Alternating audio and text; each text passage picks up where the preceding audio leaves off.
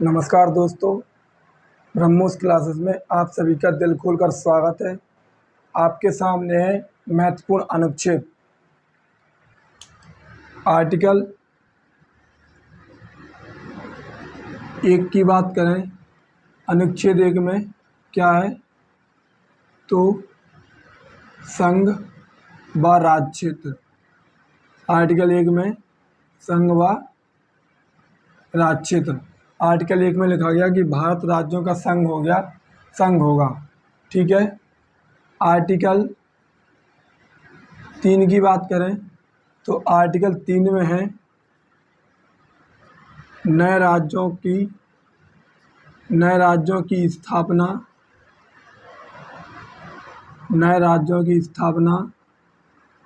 या सीमाओं के नाम में परिवर्तन।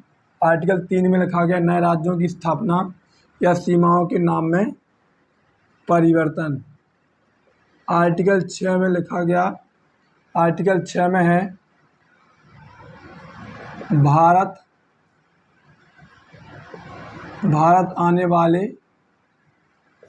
आने वाले व्यक्तियों को नागरिकता। ठीक है, भारत आने वाले व्यक्तियों को नागरिकता। आर्टिकल 14 की बात करें तो आर्टिकल 14 में है विधि के समक्ष समानता। आर्टिकल 14 में क्या है? आर्टिकल 14 की बात करें तो आर्टिकल 14 में है विधि के समक्ष समानता। यदि बात करें आर्टिकल 15 की तो आर्टिकल 15 में है धर्म, जाति, लिंग भेद पर प्रतिरोध। आर्टिकल 15 में है धर्म, जाति, लिंग भेद पर प्रतिरोध। आर्टिकल 17 में है अस्पृश्यता या फिर छुआछूत का अंत। अस्पृश्यता या फिर छुआछूत का अंत। Article number 18। आर्टिकल 18 में है उपाधियों का अंत। आर्टिकल 18 में उपाधियों का अंत। बात करें आर्टिकल नंबर 19 की तो आर्टिकल 19 में लिखा गया स्वतंत्रता। आर्टिकल 19 में है स्वतंत्रता। आर्टिकल 19 में कितनी 6 प्रकार की स्वतंत्रता बताई गई है। आर्टिकल 19 में 6 प्रकार की स्वतंत्रता। एक बार फिर से देख लेते हैं। आर्टिकल 1 में है संघ व राज्य क्षेत्र। आर्टिकल 3 में है नए राज्यों की स्थापना या सीमाओं के नाम में परिवर्तन। आर्टिकल 6 में है भारत आने वाले व्यक्तियों को नागरिकता। आर्टिकल 14 में है विधि के समक्ष समानता। आर्टिकल 15 में धर्म, जाति, लिंग भेद पर प्रतिरोध। आर्टिकल 17 में है अस्पृश्यता या फिर छुआछूत का अंत। आर्टिकल 18 में है उपाधियों का अंत। आर्टिकल 19 में है स्वतंत्रता। कितने प्रकार की स्वतंत्रता? 6 प्रकार की स्वतंत्रता। आगे बात करते हैं आर्टिकल नंबर 21। आर्टिकल नंबर 21 तो आर्टिकल 21 में है आर्टिकल नंबर 21 में है प्राण एवं दैहिक स्वतंत्रता का अधिकार। प्राण एवं दैहिक स्वतंत्रता का अधिकार या फिर जीने का अधिकार। प्राण एवं दैहिक स्वतंत्रता का अधिकार या फिर जीने का अधिकार। आर्टिकल 21 के ए में है शिक्षा का अधिकार। आर्टिकल 21 के ए में है शिक्षा का अधिकार। आर्टिकल 21 के ए में शिक्षा का अधिकार है 6 से 14 वर्ष के बच्चों को शिक्षा। 6 से 14 वर्ष के बच्चों को अनिवार्य शिक्षा। अगला आर्टिकल है आर्टिकल नंबर 25। आर्टिकल 25 में है आर्टिकल नंबर 25 में है धर्म के प्रचार प्रसार की व्यवस्था। धर्म के प्रचार प्रसार। की बात की गई। ठीक है, इसके बाद नेक्स्ट आर्टिकल है आर्टिकल नंबर 32। आर्टिकल नंबर 32 में है आर्टिकल नंबर 32 में है संवैधानिक उपचारों का अधिकार। आर्टिकल 32 में है संवैधानिक उपचारों का अधिकार। आर्टिकल 32 में है संवैधानिक उपचारों का अधिकार। आर्टिकल 32 को डॉक्टर भीमराव अंबेडकर ने संविधान की आत्मा कहा है। क्या कहा? संविधान की आत्मा कहा है। इसमें सुप्रीम कोर्ट 5 प्रकार की रिट जारी करता है। इसमें सुप्रीम कोर्ट 5 प्रकार की रिट जारी करता है। कितने प्रकार की? 5 प्रकार की। आर्टिकल 32 में संवैधानिक उपचारों का अधिकार, जिसे डॉक्टर भीमराव अंबेडकर ने संविधान की आत्मा कहा है। इसमें सुप्रीम कोर्ट 5 प्रकार की रिट जारी करता है। अगला आर्टिकल है आर्टिकल नंबर 39। आर्टिकल 39 में है समान काम के लिए समान वेतन। आर्टिकल 39 में है समान काम के लिए समान वेतन। नेक्स्ट आर्टिकल है आर्टिकल नंबर 40। आर्टिकल नंबर 40 में है ग्राम पंचायत का उल्लेख। आर्टिकल 40 में ग्राम पंचायत है। नेक्स्ट आर्टिकल की बात करें तो आर्टिकल नंबर है 44। आर्टिकल 44 में है समान सिविल सहायता। आर्टिकल 44 में है समान सिविल सहायता। आर्टिकल 44 में समान सिविल सहायता है। समान सिविल सहायता एकमात्र राज्य किसमें? गोवा में लागू है। एकमात्र राज्य किसमें लागू है? गोवा में लागू है। और अभी हाल ही में किस राज्य ने मांग करी है इसकी? तो उत्तराखंड ने इसकी मांग करी है। इसको भी ध्यान रखना दोस्तों। ठीक है, आर्टिकल 44 में समान सिविल सहायता है जो गोवा में लागू है और उत्तराखंड ने मांग करी है। एक बार फिर से देख लेते हैं। आर्टिकल 21 में प्राण एवं देह स्वतंत्रता या फिर जीने का अधिकार। आर्टिकल 21 के ए में शिक्षा का अधिकार, तो 6 से 14 वर्ष के बच्चों को अनिवार्य शिक्षा। आर्टिकल 25 की बात करें तो धर्म के प्रचार प्रसार की व्यवस्था।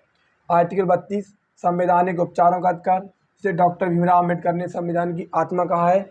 इसमें सुप्रीम कोर्ट 5 प्रकार की रिट जारी करता है। आर्टिकल 39 में है समान काम के लिए समान वेतन। आर्टिकल 40 में ग्राम पंचायतों का उल्लेख है। आर्टिकल 44 में समान सिविल सहायता गोवा में लागू है और उत्तराखंड ने मांग करी है। आगे चलते हैं। आर्टिकल नंबर बात करते हैं 45 की। आर्टिकल और बात करें आर्टिकल 45। आर्टिकल 45 में आर्टिकल 45 में है निःशुल्क और अनिवार्य शिक्षा। निःशुल्क और अनिवार्य शिक्षा।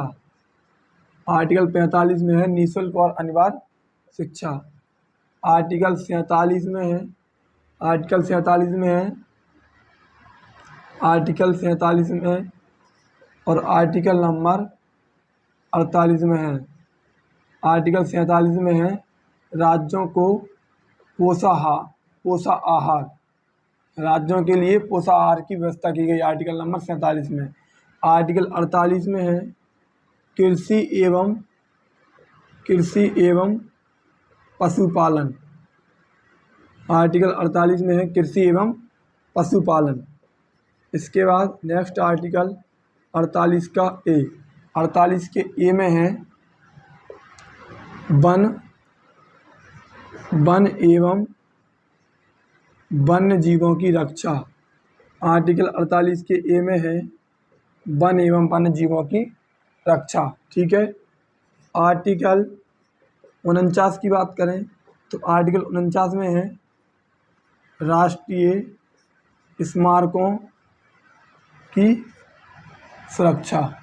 आर्टिकल 49 में है राष्ट्रीय स्मारकों की सुरक्षा। आर्टिकल 50 की बात करें तो आर्टिकल 50 में है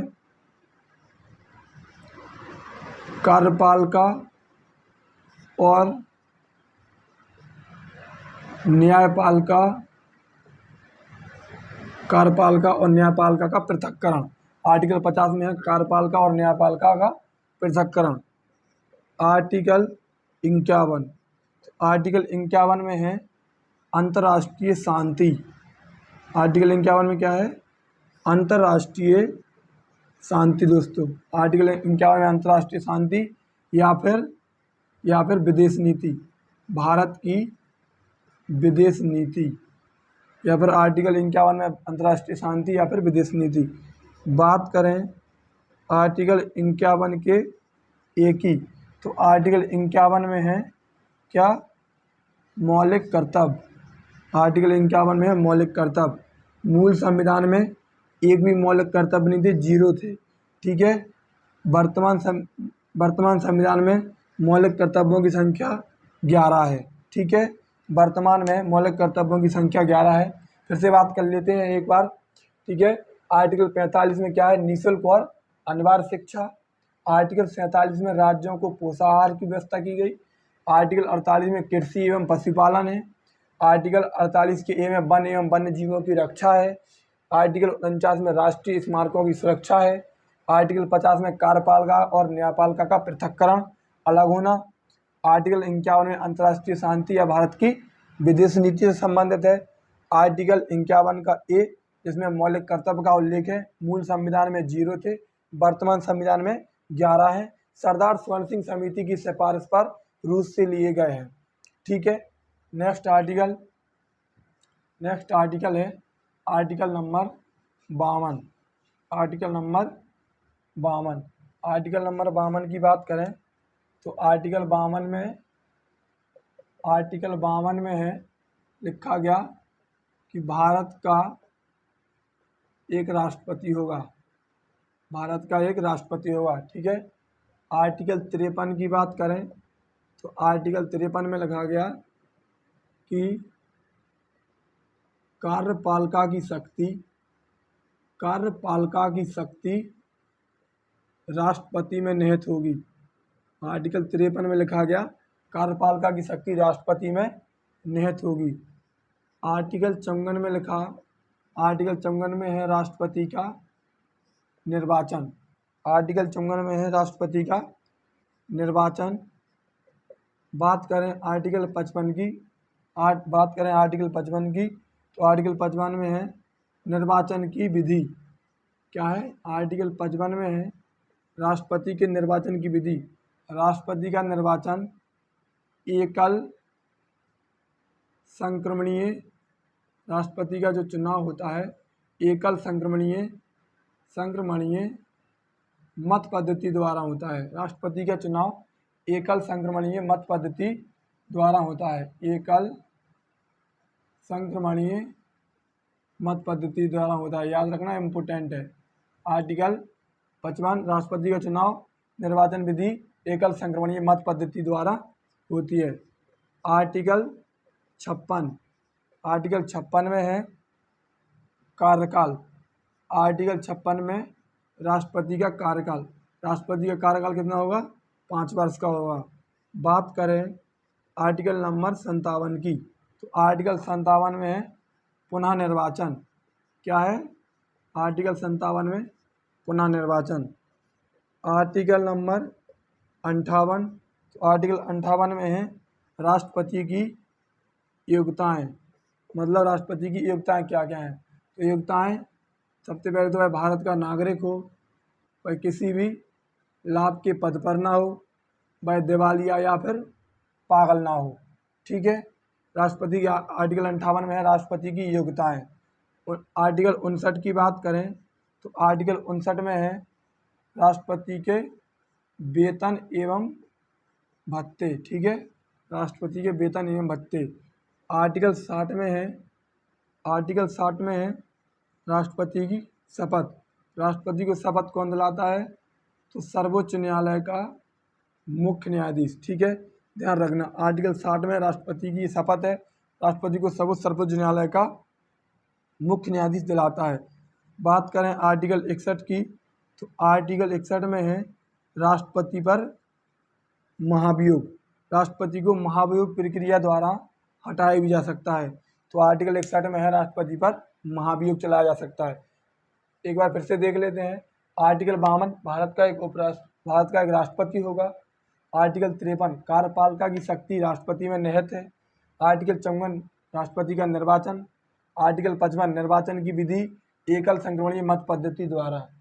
आर्टिकल 56 राष्ट्रपति का कार्यकाल 5 वर्ष का होगा। आर्टिकल 57 में पुनः निर्वाचन। आर्टिकल 58 में राष्ट्रपति की योग्यताएं। आर्टिकल 59 में वेतन एवं भत्ते। और बात करें आर्टिकल 60 की, तो आर्टिकल 60 में शपथ है जो सर्वोच्च न्यायालय का मुख्य न्यायाधीश दिलाता है। आर्टिकल 61 में राष्ट्रपति पर महाभियोग। नेक्स्ट आर्टिकल है, अगले आर्टिकल की बात करें तो अगला आर्टिकल है आर्टिकल नंबर 63। आर्टिकल 63 में लिखा गया भारत का एक उपराष्ट्रपति होगा। भारत का एक उपराष्ट्रपति होगा, ठीक है। नेक्स्ट आर्टिकल है आर्टिकल नंबर 65। आर्टिकल 65 में उपराष्ट्रपति राष्ट्रपति के पद को संभाल सकता है। उपराष्ट्रपति राष्ट्रपति के पद को संभाल सकता है, ठीक है। आर्टिकल 65 में लिखा गया उपराष्ट्रपति राष्ट्रपति के पद को संभाल सकता है। इसके बाद नेक्स्ट आर्टिकल 72 में है क्षमादान की शक्ति। आर्टिकल 72 में क्षमादान की शक्ति किसके पास है? राष्ट्रपति के पास है। ध्यान रखना, इम्पोर्टेंट आर्टिकल है, ठीक है। आर्टिकल 72 में क्षमादान की शक्ति राष्ट्रपति के पास है। बात करें नेक्स्ट आर्टिकल की, तो आर्टिकल 76 में है भारत का महान्यायवादी। भारत का महान्यायवादी, ठीक है। आर्टिकल 76 में महान्यायवादी वर्तमान में कौन है? वर्तमान में के वेणुगोपाल हैं। कौन है? वर्तमान में के वेणुगोपाल हैं, ठीक है। आर्टिकल 76 में भारत का सबसे बड़ा विधि अधिकारी, बात करें भारत सरकार का विधि अधिकारी कौन कहलाता है? तो भारत सरकार का विधि अधिकारी महान्यायवादी कहलाता है, ठीक है। या फिर भारत सरकार का वकील, बात की जाए तो भारत सरकार का वकील, ठीक है। इसके बाद बात करते हैं नेक्स्ट आर्टिकल, तो आर्टिकल नंबर 79। बात करें 79 की, तो 79 में है संसद। इसके बाद आर्टिकल नेक्स्ट आर्टिकल 80, तो 80 में है राज्यसभा, ठीक है। आर्टिकल 79 में संसद, आर्टिकल 80 में राज्यसभा और आर्टिकल 81 में है लोकसभा। इनको ऐसे भी याद रख सकते हो कि सरल मतलब 79 संसद, राज्यसभा और लोकसभा, तो ट्रिक से भी याद रख सकते हो, ठीक है। एक बार फिर से देख लेते हैं। आर्टिकल 63 में भारत का एक उपराष्ट्रपति होगा, ठीक है। आर्टिकल 65 में उपराष्ट्रपति राष्ट्रपति के पद को संभाल सकता है। आर्टिकल 72 में क्षमादान की शक्ति राष्ट्रपति के पास है, ठीक है। आर्टिकल 76 में भारत का एक महान्यायवादी जो वर्तमान में के वेणुगोपाल हैं, अभी इनका कार्यकाल 1 साल के लिए बढ़ाया गया था, ठीक है। वर्तमान जो भारत सरकार का सबसे बड़ा विधि अधिकारी होता है या फिर वकील, ठीक है। आर्टिकल 79 में संसद, आर्टिकल 80 में राज्यसभा और आर्टिकल 81 में लोकसभा, ठीक है। चलिए नेक्स्ट आर्टिकल की बात करें तो अगला आर्टिकल है article number 80D। Article 80D, article 80 के डी में है राष्ट्रपति राज्यसभा में 12 सदस्यों को मनोनीत करता है। आर्टिकल 80D के तहत राष्ट्रपति राज्यसभा में 12 सदस्यों को मनोनीत करता है, ठीक है। बात करते हैं आर्टिकल 85 की, तो आर्टिकल 85 में राष्ट्रपति लोकसभा को भंग कर सकता है। आर्टिकल 85 में राष्ट्रपति लोकसभा को भंग कर सकता है जब मंत्रिमंडल प्रधानमंत्री की बात नहीं मान रही हो, ठीक है। बात करें आर्टिकल नंबर 108 की, तो आर्टिकल 108 में है, इसके बाद आर्टिकल 108 में है संयुक्त अधिवेशन। क्या है? आर्टिकल 108 में है संयुक्त अधिवेशन। आर्टिकल 108 में संयुक्त अधिवेशन तो संयुक्त अधिवेशन को बुलाता कौन है? संयुक्त अधिवेशन को बुलाता तो राष्ट्रपति है। कौन बुलाता? राष्ट्रपति है। और इसकी अध्यक्षता कौन करता? तो इसकी अध्यक्षता लोकसभा स्पीकर करता। ठीक है, इसकी अध्यक्षता मतलब लोकसभा अध्यक्ष करता। संयुक्त अधिवेशन आर्टिकल 108 में है। बुलाता राष्ट्रपति है, अध्यक्षता लोकसभा अध्यक्ष करता। बात करें क्या उपराष्ट्रपति संयुक्त अधिवेशन में भाग लेता है? क्या उपराष्ट्रपति संयुक्त अधिवेशन में भाग लेता है? तो उपराष्ट्रपति संयुक्त अधिवेशन में भाग नहीं लेता है, क्योंकि यह संसद के किसी भी सदन का सदस्य नहीं होता है। ठीक है, महान्यायवादी संयुक्त अधिवेशन में भाग लेता है। जी हाँ, महान्यायवादी संयुक्त अधिवेशन में भाग लेता है, लेकिन वोट डालने का अधिकार नहीं है। वोट डालने का अधिकार नहीं है। महान्यायवादी को वोट डालने का अधिकार नहीं है। अभी तक कितनी बार संयुक्त अधिवेशन बुलाया गया? तो अभी तक 3 बार संयुक्त अधिवेशन हुआ है। ठीक है, नेक्स्ट आर्टिकल है, इम्पोर्टेंट है। संयुक्त अधिवेशन मोस्ट इम्पोर्टेंट है, हर पेपर के लिए इम्पोर्टेंट है। Article number 110। आर्टिकल 110 में है धन विधेयक। आर्टिकल 110 में है धन विधेयक। ठीक है, आर्टिकल नंबर 111, तो इसमें एक राष्ट्रपति के पास एक शक्ति होती है, जेबी वीटो पावर।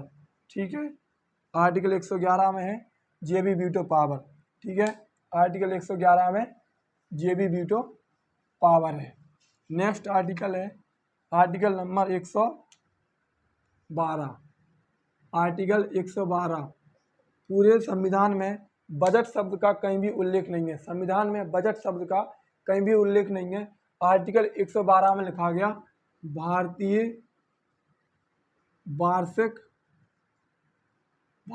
वार्षिक वित्तीय विवरण। संविधान में बजट शब्द का उल्लेख नहीं है, भारतीय वार्षिक वित्तीय विवरण का उल्लेख है। इसके बाद आर्टिकल नंबर 120। आर्टिकल 120 में है संसद में प्रयोग की जाने वाली भाषा। इम्पोर्टेंट है, आर्टिकल 120 में संसद में प्रयोग की जाने वाली भाषा। ठीक है, आर्टिकल 120 में संसद में प्रयोग की जाने वाली भाषा। Next article number 124। 124 में है सर्वोच्च न्यायालय का गठन। सुप्रीम कोर्ट या फिर सर्वोच्च न्यायालय का गठन। ठीक है, 124 में सर्वोच्च न्यायालय का गठन। इसके बाद आर्टिकल नंबर 143। आर्टिकल 143 में राष्ट्रपति सर्वोच्च न्यायालय से सलाह मांग सकता है। ठीक है, राष्ट्रपति सर्वोच्च न्यायालय से सलाह मांग सकता है। राष्ट्रपति सर्वोच्च न्यायालय से सलाह मांग सकता है। Article number 153। 153 की बात करें तो आर्टिकल 153 में है राज्यपाल। ठीक है, आर्टिकल 153 में क्या है? राज्यपाल। नेक्स्ट आर्टिकल है आर्टिकल नंबर 161। तो आर्टिकल 161 में है क्षमादान की शक्ति। कंफ्यूज नहीं होना, आर्टिकल नंबर 72 में भी क्षमादान की शक्ति है, लेकिन जो 72 में क्षमादान की शक्ति है जो किसके पास है? ये राष्ट्रपति के पास है। और जो आर्टिकल नंबर 161 में क्षमादान की शक्ति है ये राज्यपाल के पास है। किसके पास? राज्यपाल के पास। ठीक है, तो आर्टिकल 161 में क्षमादान की शक्ति किसके पास है? राज्यपाल के पास है। आर्टिकल 72 में क्षमादान की शक्ति किसके पास है? राष्ट्रपति के पास है। नेक्स्ट आर्टिकल की बात करें तो आर्टिकल 165 में राज्य महाधिवक्ता। आर्टिकल 165 में किसका उल्लेख है? राज्य महाधिवक्ता का उल्लेख है। ठीक है, आर्टिकल 165 में राज्य महाधिवक्ता का उल्लेख है। चलिए नेक्स्ट आर्टिकल की बात करते हैं। अगला आर्टिकल है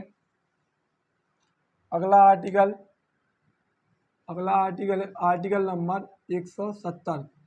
170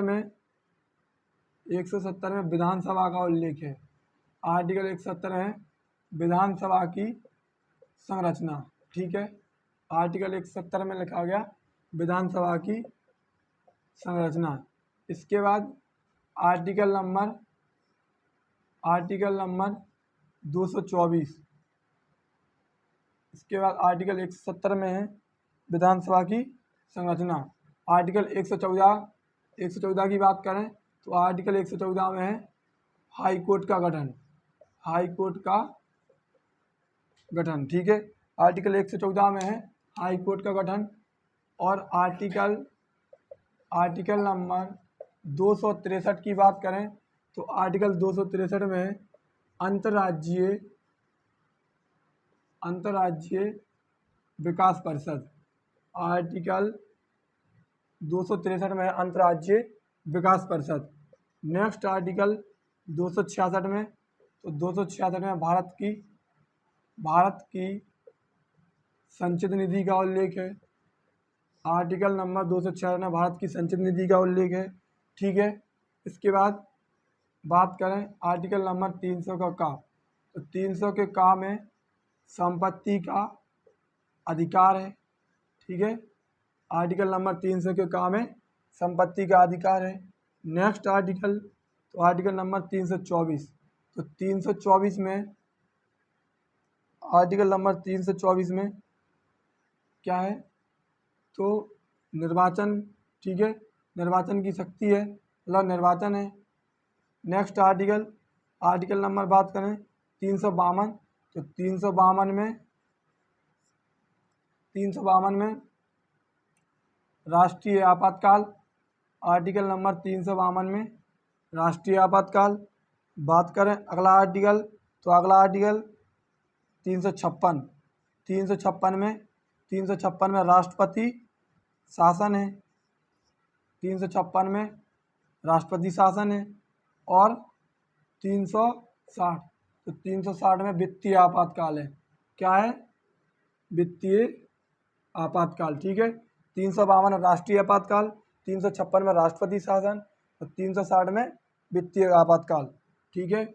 और अगला आर्टिकल 368 में संविधान संशोधन, ठीक है। आर्टिकल 368 में संविधान संशोधन है। और वर्तमान में भारत की राष्ट्रपति, इसको भी याद रखना, द्रौपदी मुर्मू है। और उपराष्ट्रपति जगदीप धनखड़ है, ठीक है। वर्तमान में राष्ट्रपति द्रौपदी मुर्मू है और उपराष्ट्रपति जगदीप धनखड़ है, ठीक है। एक बार और देख लीजिए, आर्टिकल 170 में विधानसभा की संरचना है। आर्टिकल 214 में हाईकोर्ट का गठन है। आर्टिकल 263 में अंतर्राज्यीय विकास परिषद। आर्टिकल 266 में भारत की संचित निधि का उल्लेख है। आर्टिकल 300 के काम में संपत्ति का अधिकार है। आर्टिकल 324 में निर्वाचन। आर्टिकल 352 में राष्ट्रीय आपातकाल और आर्टिकल 356 में राष्ट्रपति शासन। आर्टिकल 360 की बात करें तो वित्तीय आपातकाल। आर्टिकल 368 में संविधान संशोधन, ठीक है। एक बार और मैं आपके सामने बता देता हूँ। आर्टिकल 1 में क्या है, संघ और उसके राज्य क्षेत्र। आर्टिकल 3 में नए राज्यों का स्थान या सीमाओं के नाम में परिवर्तन। आर्टिकल 6 में भारत आने वाले व्यक्तियों को नागरिकता। बात करें आर्टिकल 14 की, तो विधि के समक्ष समानता। आर्टिकल 15 में धर्म जाति लिंग भेद पर प्रतिरोध। आर्टिकल 17 में अस्पृश्यता या फिर छुआछूत का अंत। आर्टिकल 18 में उपाधियों का अंत। आर्टिकल 19 में स्वतंत्रता। आर्टिकल 19 के काम है झंडा फहराने की स्वतंत्रता। आर्टिकल 21 की बात करें तो प्राण एवं देह स्वतंत्रता का अधिकार या फिर जीने का अधिकार। आर्टिकल 25 में है, आर्टिकल 25 में है धर्म के प्रचार प्रसार की स्वतंत्रता। बात करें आर्टिकल 32 की, तो आर्टिकल 32 में है संवैधानिक उपचारों का अधिकार, जिसे डॉक्टर भीमराव अंबेडकर ने संविधान की आत्मा कहा है। आर्टिकल 39 में है समान काम के लिए समान वेतन। आर्टिकल 40 में है ग्राम पंचायत। आर्टिकल 44 में है समान सिविल सहायता। आर्टिकल 45 में है बालकों के लिए निःशुल्क और अनिवार्य शिक्षा। आर्टिकल 48 में है कृषि एवं पशुपालन। आर्टिकल 48 के ए में है वन एवं वन्य जीवों की रक्षा। आर्टिकल 49 में है राष्ट्रीय स्मारकों की सुरक्षा। आर्टिकल 50 में है कार्यपालिका और न्यायपालिका का पृथक्करण होना। और आर्टिकल 51 में भारत की विदेश नीति या फिर अंतर्राष्ट्रीय शांति। और आर्टिकल 51 की ए में मौलिक कर्तव्य है। आर्टिकल 52 में भारत का एक राष्ट्रपति होगा। आर्टिकल 53 में लिखा गया कि कार्यपालिका की शक्ति राष्ट्रपति में निहित होगी। आर्टिकल 54 में राष्ट्रपति का निर्वाचन है। आर्टिकल 55 में निर्वाचन की विधि है। आर्टिकल 56 में राष्ट्रपति का कार्यकाल है। आर्टिकल 57 में राष्ट्रपति का पुनः निर्वाचन है।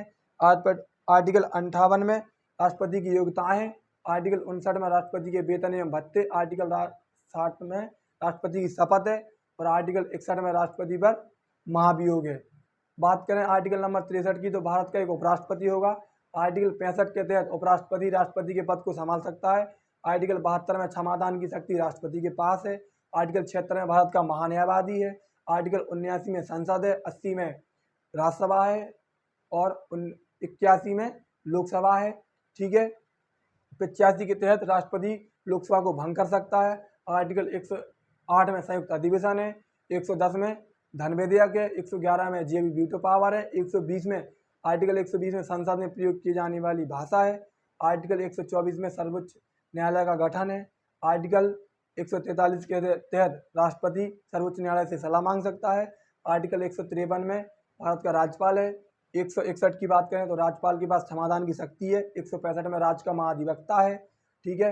बात करें आर्टिकल 214 की, तो आर्टिकल 214 में हाई कोर्ट का गठन है और आर्टिकल नंबर 200 बात करें 200 कितने की, आर्टिकल नंबर 214 में हाई कोर्ट का गठन है और आर्टिकल 300 के काम में संपत्ति का अधिकार है और आर्टिकल 324 में निर्वाचन है। और बात करें आर्टिकल 352 में, तो राष्ट्रीय आपातकाल है।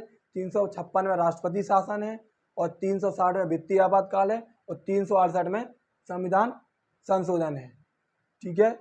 जय हिंद दोस्तों। क्लास अच्छी लगी हो तो लाइक करें और चैनल को सब्सक्राइब करें। जय हिंद।